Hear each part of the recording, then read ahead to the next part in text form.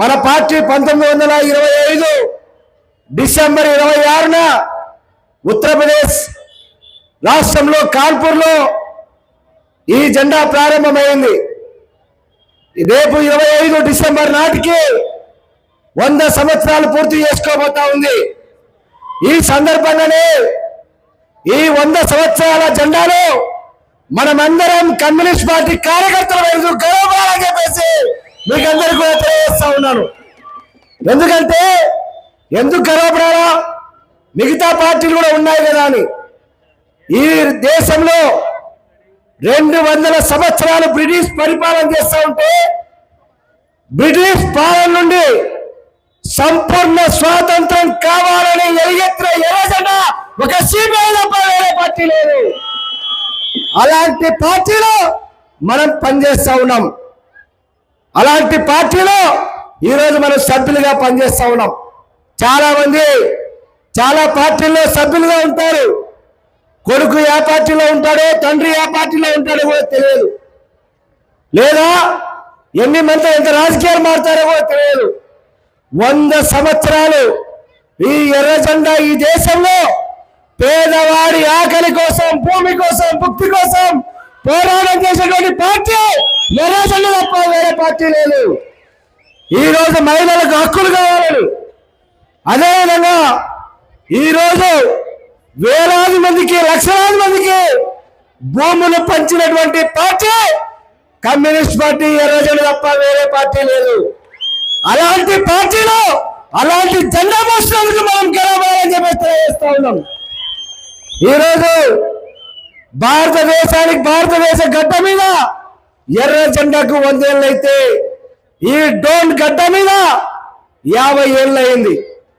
1975 సంవత్సరంలో ఈ డోన్లో రామదుర్గం గ్రామంలో కమ్యూనిస్ట్ పార్టీ పుట్టింది.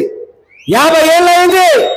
ఏ పార్టీ అనేక రక్త తర్పణాలతో, అనేక మంది త్యాగాలతో, అనేక మంది మృతవీరుల సాక్షిగా ఈరోజు నక్కి రామన్న, చదువులు రామయ్య, చిన్న గోయిందు, అనేక మంది విప్లవ వీరులతో ఎరుపెట్టిన ఎర్రజెండాకు ఈ డోన్లో 50 ఏళ్ళు.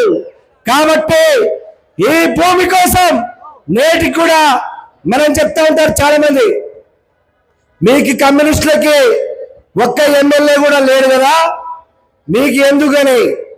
మేము ఎమ్మెల్యేల కోసమో అధికారం కోసమో ఈ జెండా పట్టుకోలేదు. పేదవాడి ఆకలి నాన్న మెతుకులు పోయేది ఈ జెండా పట్టుకున్నాం. పోరాటం చేస్తాం. మేము గుంట నక్కలం కాదు, పేదవాడి సమస్యల కోసం పోరాటం చేస్తాం.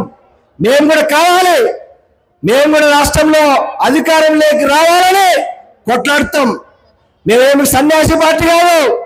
మేము కూడా ఎమ్మెల్యేలుగా, ఎంపీలుగా, ముఖ్యమంత్రులుగా కావాలని ఈ భారతదేశంలో కొట్లాడే పార్టీ మా ఎర్రజెండా పార్టీ. అవకాశం కోసం వెయిట్ చేస్తున్నాం. ప్రజానికాన్ని చైతన్యవంతం చేస్తాం. ఈరోజు చాలా మంది ముఖ్యమంత్రుల్ని, ప్రధానమంత్రుల్ని, కాంగ్రెస్ పార్టీలో పరిపాలన చేసే ప్రధానమంత్రులు కూడా జైల్లో ఉన్నారు. ఎందుకున్నారు? అవినీతి చేసినందుకు. ఈరోజు మన మీద కూడా నాయకులు జాతీయ స్థాయిలో పనిచేశారు, రాష్ట్ర స్థాయిలో పనిచేశారు. రామకృష్ణ కూడా ఎమ్మెల్యేగా పనిచేశారు. మచ్చలేని నాయకులుగా కమ్యూనిస్టులు ఉన్నారు తప్ప వేరే వాళ్ళు లేరు. అది కమ్యూనిస్టుల చరిత్ర. కాబట్టి ఈరోజు చాలా ప్రమాదం ఉంది. ఈ దేశంలో, ఈ రాష్ట్రంలో అనేకమైన ప్రమాద గంటికలు మోగిస్తూ ఉన్నారు. ఈరోజు దేశం కోసం ఒక్కరోజు పోరాటం చేయాలి, లేదా ఈ దేశంలో స్వాతంత్రం కావాలని ఎదిరించినటువంటి పార్టీ భారతీయ జనతా పార్టీ. ఈరోజు ఈ దేశాన్ని 10 సంవత్సరాల పైగా పరిపాలన చేస్తూ ఉంది. ఈ దేశంలో రాజ్యాంగాన్ని ఈరోజు అవహేళన చేస్తూ ఉన్నారు. రాజ్యాంగం రాసిన అంబేద్కర్ అవహేళన చేస్తూ ఉన్నారు, లేదా రాజ్యాంగం కల్పించిన హక్కుల్ని ఈరోజు కాలు రాస్తూ ఉన్నారు. దీనిపైన మనం పోరాటం చేయాలి. దీనిపైన పోరాటం చేయాలంటే మనం మరింతగా ముందుండాలి. మన జెండా మరింత పోరాటం వైపు పదునెక్కాలి. ఈరోజు మీరు ఆలోచన చేయండి, రాజ్యాధికారం ఎవరికుంది?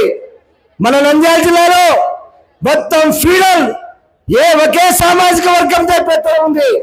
రెండో వాడు బీసీ వాడు ఒక్కరు కూడా అడిగేటువంటి పరిస్థితి లేదు. ఎక్కడ రాజ్యాంగ ఫలాలు వచ్చాయని మనం ప్రశ్నించాలి, హక్కుల కోసం ఉద్యమించాలి. అందుకోసమే ఈరోజు భారత కమ్యూనిస్ట్ పార్టీ సిపిఐ 100 సంవత్సరాల చరిత్ర సిపిఐని మనం పార్టీలో పెంచాలి, పార్టీ ప్రజా సంఘాన్ని ముందుకు తీసుకొని పోవాలి, ఆ దశగా పనిచేయాలని చెప్పేసి ఈరోజు కమ్యూనిస్ట్ పార్టీ డోన్ తాలూకా చరిత్రలో ఒక మైల్ రాయిని కట్టుకోవాలని చెప్పేసి తెలియజేస్తూ మాట్లాడే అవకాశం ఇచ్చినటువంటి నాయకత్వానికి హృదయపూర్వకంగా అభినందనలు తెలియజేస్తూ సెలవు తీసుకుంటా ఉన్నాను.